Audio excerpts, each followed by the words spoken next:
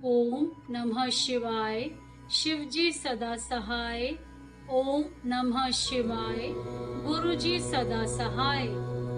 भगवान शंकर का जटिल तपस्वी ब्राह्मण के रूप में पार्वती के आश्रम पर जाना, उनसे सत्कृत हो उनकी तपस्या का कारण पूछना तथा पार्वती जी का अपनी सखी विजया से सब कुछ कहलाना।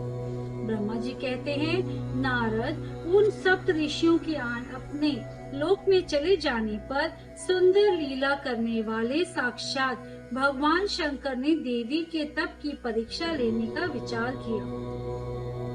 वे मन ही मन पार्वती से बहुत संतुष्ट थे। परीक्षा के ही बहाने पार्वती जी को देखने के लिए जटाधारी तपस्वी का रूप धारण करके भगवान शंभु उनके वन में गए।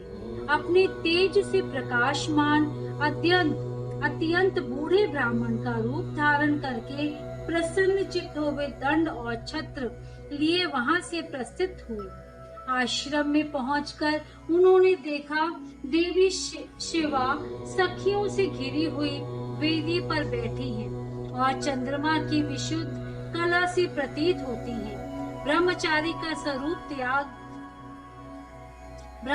का स्वरूप धारण किए भक्त वत्सल्य शंभु पार्वती देवी को देखकर प्रीति पूर्वक उनके पास गए।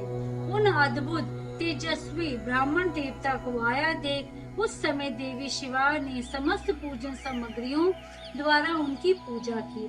जब उनका भली भांति सत्कार हो गया, सामग्रियों द्वारा उनकी पूजा संपन्न कर ली गई, तब पार्वती ने बड़ी प्रसन्नता और प्रेम के साथ उन ब्राह्मण देव से आदर पूर्वक कुशल समाचार पूछा। पार्वती जी बोली, ब्रह्मचारी का स्वरूप धारण करके आए हुए आप कौन हैं और कहां से पधारे हैं? वेद वेताओं में श्रेष्ठ विप्रवर, आप अपने तेज से इस वन को प्रकाशित कर रहे हैं। मैंने जो कुछ पूछा है उसे बतलाइए। ब्राह्मण ने कहा, मैं इच्छा अनुसार विचरने वाला वृद्ध ब्राह्मण हूँ, पवित्र बुद्धि, तपस्वी, दूसरों का सुख देने वाला और परोपकारी हूँ। इसमें संशय नहीं। तुम कौन हो, किसकी पुत्री हो और इस निर्जन वन में किस लिए ऐसी तपस्या कर रही हो? जो पंजे के बल पर खड़े हो तप करने वाले मुनियों के लिए भी दुर्लभ है। तुम ना बालिका हो ना वृद्धा ही हो, सुंदरी तरुणी जान पड़ती हो। फिर किस लिए पति के बिना इस वन में आकर कठोर तपस्या करती हो? भद्रे, क्या तुम किसी तपस्वी की सहचारिणी तपस्विनी हो? देवी, क्या वह तपस्वी तुम्हारा पालन पोषण नहीं करता जो तुम्हें छोड़कर अन्यत्र चला गया है? बोलो, तुम किसके कुल में उत्पन्न हुई हो? तुम्हारे पिता कौन है और तुम्हारा नाम क्या है? तुम महासौभाग्य रूपा जान पड़ती हो। तुम्हारा तपस्या में अनुराग व्यर्थ है। क्या तुम वेद माता गायत्री हो, लक्ष्मी हो अथवा क्या सुंदर रूप वाली सरस्वती हो? इन तीनों में तुम कौन हो, यह मैं अनुमान से निश्चय नहीं कर पाता।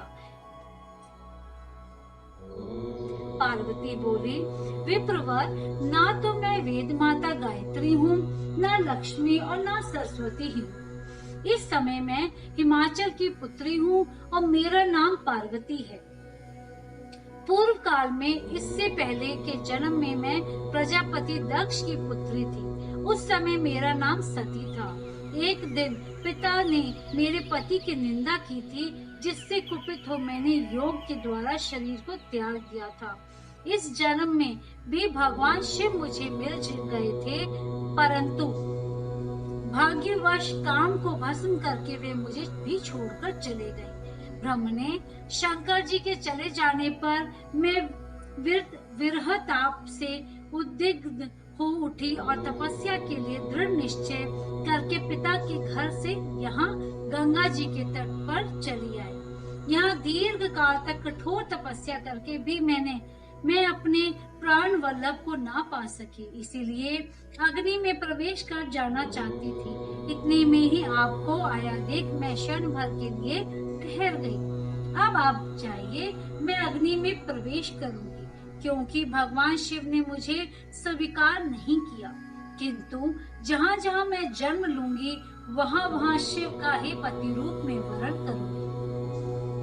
ब्रह्मा जी कहते हैं, नारद, ऐसा कहकर पार्वती उन ब्राह्मण देवता के सामने ही अग्नि में समा गई।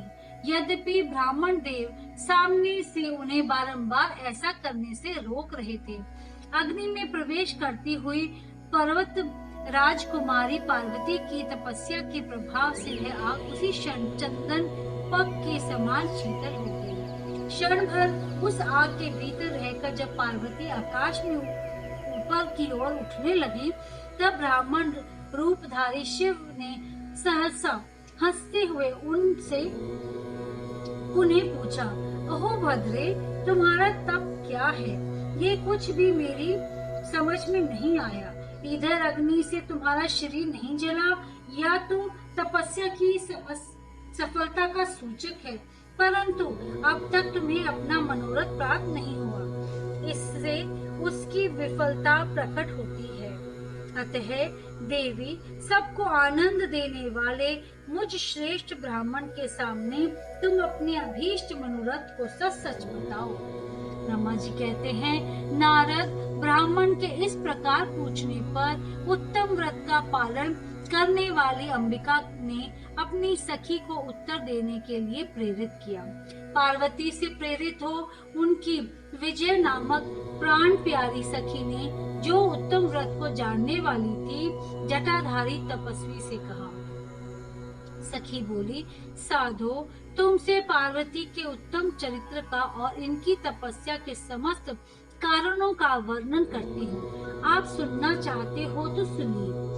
मेरी सखी गिरिराज हिमाचल की पुत्री है। ये पार्वती और काली नाम से विख्यात है तथा माता मेनका की कन्या है। अब तक किसी ने इनके साथ विवाह नहीं किया है। ये भगवान शिव के सिवा दूसरे किसी को चाहती भी नहीं। उन्हीं के लिए 3000 वर्षों से तपस्या कर रही हैं। भगवान शिव की प्राप्ति के लिए ही मेरी इन सखी ने ऐसा तप प्रारंभ किया है। विप्रवर, इसमें जो कारण है उसे बताती हूँ, सुनिए। ये पर्वत राजकुमारी ब्रह्मा, विष्णु तथा इंद्र आदि देवताओं को भी छोड़कर केवल पिनाक पाणी भगवान शंकर को ही पति रूप में प्राप्त करना चाहती है और नारद जी के आदेश से यह कठोर तपस्या कर रही है। द्विज श्रेष्ठ, आपने जो कुछ पूछा था उसके अनुसार मैंने प्रसन्नता पूर्वक अपनी सखी का मनोरथ बता दिया। अब आप और क्या सुनना चाहते हैं? ब्रह्मा जी कहते हैं, नारद, विजय का यह यथार्थ वचन सुनकर जटाधारी तपस्वी रुद्र हंसते हुए बोले, सखी ने यह जो कुछ कहा है उसमें मुझे परिहास का अनुमान होता है। यदि यह सब ठीक हो तो पार्वती देवी अपने मुंह से कहे। जटिल ब्राह्मण के इस प्रकार कहने पर पार्वती देवी अपने मुंह से ही यो कहने लगी। अध्याय 26 समाप्त।